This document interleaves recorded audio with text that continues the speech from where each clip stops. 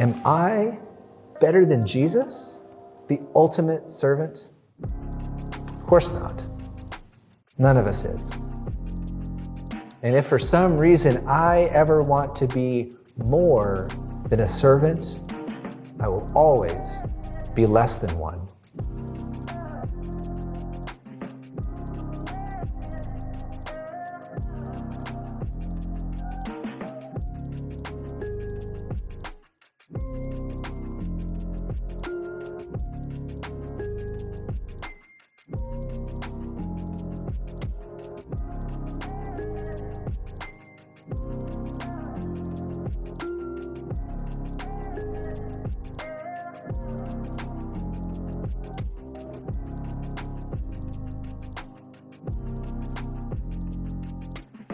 One of my hobbies is playing chess. As you probably know, chess is a very old game, and nobody really knows how it came to be. There is one interesting theory, though, that the game was invented by a Persian governor as a gift to the King of India. After a brief demonstration of the game, the king was so impressed that he offered the governor any reward he could name. But the governor made a very strange request. Just 1 grain of wheat on the first square of the chessboard, followed by 2 on the second square, 4 on the third square, and so on, doubling the number of grains with each square, till all 64 squares were covered. Not only did this request seem reasonable to the king, it seemed laughable. But the king stopped laughing as soon as his treasurer spoke up.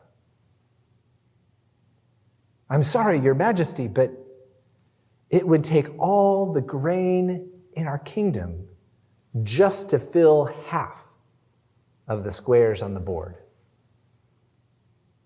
"How is that possible?" the king demanded. "Just 1 grain of wheat. It all started with 1 seed, basically nothing. 1 grain of wheat blows away in the breeze. 1 grain of wheat cannot begin to satisfy one's hunger. How can my kingdom be ruined by a single grain of wheat?" Jesus said it. If you have faith the size of a mustard seed, you could say to a mulberry tree, "Be uprooted and planted in the sea," and it would obey you. The size of a mustard seed, just 1 seed. And the smallest seed of them all, no less. That's a nice message. Challenging, but inspiring.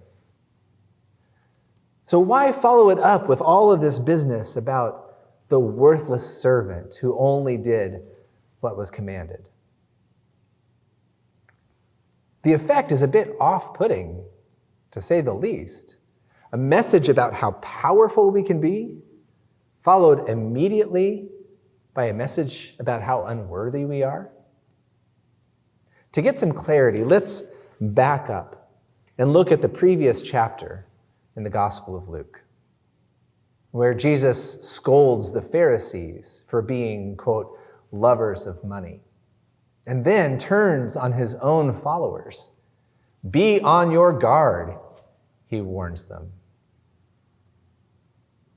"Yes, you've seen me rebuke the wealthy, but if you fail to forgive them when they repent of their greed and selfishness, then you are no better. And don't think that the children aren't watching you." I can imagine a shockwave rippling through the disciples. This teaching is too hard. Who can do this except Jesus himself?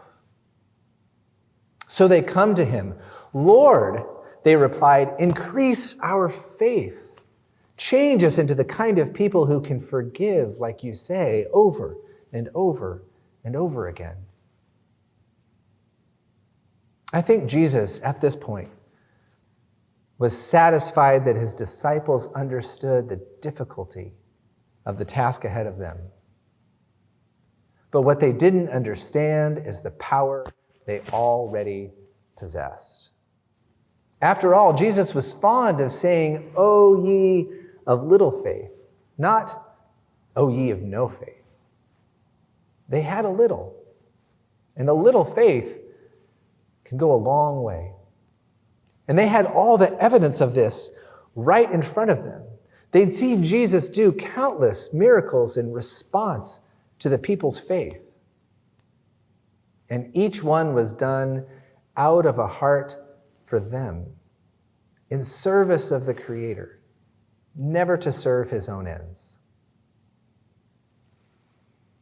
In other words, Jesus saw himself as a servant of the people and a servant of God, only doing what was commanded of him,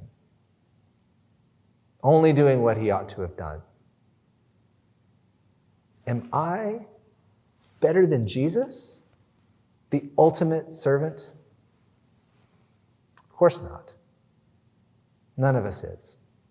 And if for some reason I ever want to be more than a servant, I will always be less than one. So let's say I desperately want to serve. Not only that, I want to change the world. But what am I to dream such big dreams? What are any of us but just a little seed? One grain of wheat, basically nothing. One grain of wheat that blows away with the breeze. One grain of wheat that cannot begin to satisfy one's hunger. How can the systems of the world be overcome? By just one seed. Oh, we of little faith.